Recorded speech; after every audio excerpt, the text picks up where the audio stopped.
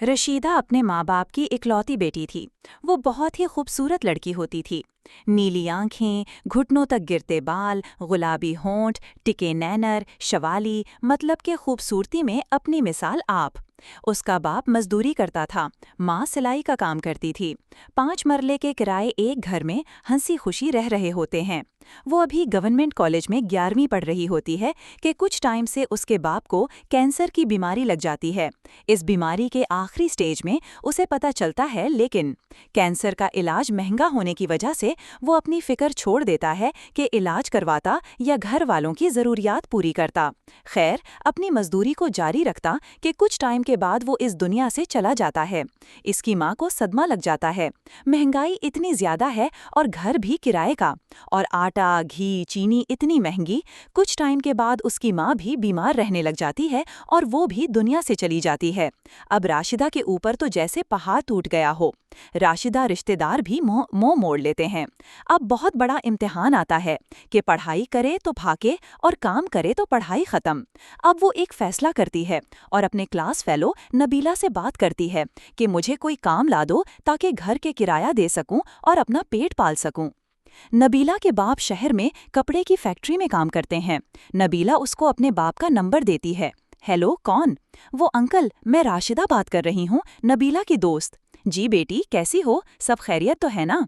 Uncle, मेरे माँ बाप इस दुनिया में नहीं रहे, मैं बिल्कुल अकेली हो गई हूँ, मुझे अपनी फैक्ट्री में काम दिलवा दे। बेटा, काम तो मैं दिलवा दूँ। फैक्ट्री में साहिब जी को अपनी फैक्ट्री में अकाउंट्स की ज़रूरत है। तुम पढ़ी लिखी हो, काम ज़रूर मिल जाएगा, लेकिन इसके लिए तुमको शहर आना पड़ेगा और वहाँ तुम्हारे रहने का भी बंदोबस्त करना पड़ेगा। मैं अपने साथ नहीं रख सकता, क्योंकि हम गाँव के कुछ लोग जो यहाँ काम करते हैं वो सब एक साथ एक किराए के रूम में रहते हैं। तुम लड़की हो, तुम्हारा हमारे साथ रहना ठीक नहीं। कल मैं साहिब जी से बात करता हूँ तुम्हारी नौकरी की। अगर सेठ जी ने हाँ कर दी तो तुम्हारे लिए रहने का बंदोबस्त कर दूंगा। ठीक है अंकल, मुझे इंतजार रहेगा। वो हाँ बेटी, घबराना नहीं। तुम्हारे माँ बाप का मुझे बहुत अफसोस हुआ। अल्लाह ताला इनकी मर्जी के आगे किसका जोर है। जी अंकल, आप ठीक कह रहे हैं। ओके बेटा, कल शाम को बताऊंगा सेठ जी से बात करके। जी अंकल, ठीक है, फिर अल्लाह हाफिज। पूरी राह राशिदा की बेचैनी में गुजरी कि नौकरी मिलेगी भी या नहीं। अगले दिन रात को अंकल की कॉल आती है और वो ग्रीन सिग्नल देते हैं कि सेठ जी मान गए हैं और उन्होंने तुम्हें एक क्वार्टर भी देने का वादा किया है। दिन को फैक्ट्री में काम करती, शाम को अपनी पढ़ाई, रात को अपने क्वार्टर में आराम करना, और कल यहाँ पहुँच जाना। मैं लोकेशन सेंड कर रहा हूँ, फैक्ट्री का नाम, पता, सब कुछ। और हाँ, नबीला से कुछ पैसे ले लेना। महीने नबीला को बोल दिया है, वही तुम्हें पैसे दे देगी। अंकल, बहुत मेहरबानी आपकी, जो आपने मेरे लिए ये सब कुछ किया।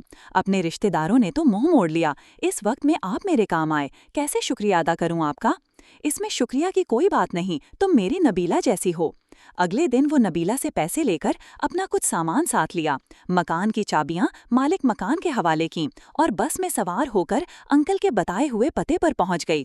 फैक्ट्री का मालिक बहुत अच्छा था, उसने कोई इंटरव्यू नहीं किया, अंकल अनवर के कहने पर नौकरी और रहने की जगह दे दी। नबीला के बाबा का नाम अनवर था। खैर, जिस क्वार्टर में उसको जगह मिली उसके ऊपर एक कमरा था। उसमें एक शादीशुदा जोड़ा रहता था जिनकी नई नई शादी हुई थी। राशिदा को सुबह पहले ही टाइम फैक्ट्री जाना होता था, क्योंकि उनके फैक्ट्री क्वार्टर से कुछ दूर फासले पर वाक़ थी। राशिदा सुबह फैक्ट्री जाती, शाम को उसने एक एकेडमी में अपनी पढ़ाई शुरू कर दी। रात को जब घर आती तो उसको इस शादीशुदा जोड़े से मुलाकात का टाइम नहीं मिलता था।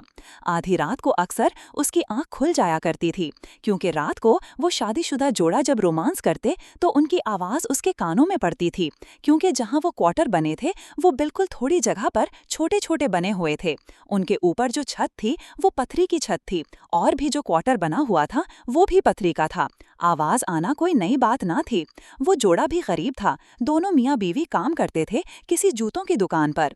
रात को खूब मस्ती करते, और उनके रोमांस के दौरान जब लड़की की आवाज निकलती, आंसू सिसकियों की, पहले तो वो बहुत डिस्टर्ब होती थी, लेकिन मजबूरी थी, कहाँ जाती। फिर आहिस्ता आहिस्ता उसको आदत हो गई। वो भी जवान और खूबसूरत, ऊपर से कमारी भी थी। अब उसको इन आवाज़ों में मज़ा आने लगा था। जब भी वो आवाज़ें सुनती उसमें भी शहवत भड़क उठती। अब वो भी चाहने लगी थी कि उसके साथ भी एक मर्द हो, वो भी जवान है, शादी के काबिल है। को भी अब इनको अंगारों में भरने आने लगा था। जब भी उनकी आवाज़ें सुनती, उसके अंग अंग में बिजली दौड़ जाती। वो अपने जिस्म के साथ छेड़छाड़ शुरू कर देती। आहिस्ता आहिस्ता उसके अंदर एक शहवत का पहाड़ उबलने लगा।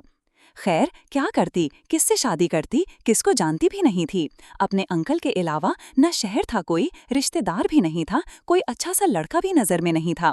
और अपनी पढ़ाई, अपनी ज़रूरियात सोचती तो सब्र कर लेती। लेकिन जब भी वो शादीशुदा जोड़ा रोमांस करते, उनकी आवाज़ें जब राशिदा के कानों से टकराती तो सब्र का पैमाना लबरेज हो जाता और अपने उंगलियों के साथ अंगों के साथ छेड़छाड़ शुरू कर देती। और अपने दिमाग में सोचती कि उसकी बीवी की जगह मैं हूँ। उन आवाज़ों को सुनती तो अपने दिमाग में ये फिल्म चलाती कि अब उसका शौहर उसको किस कर रहा है, अब उसका शौहर उसके फलां को छू रहा है। वो शादीशुदा जोड़ा अपने काम से फ्री होकर सो जाता, लेकिन उसको नींद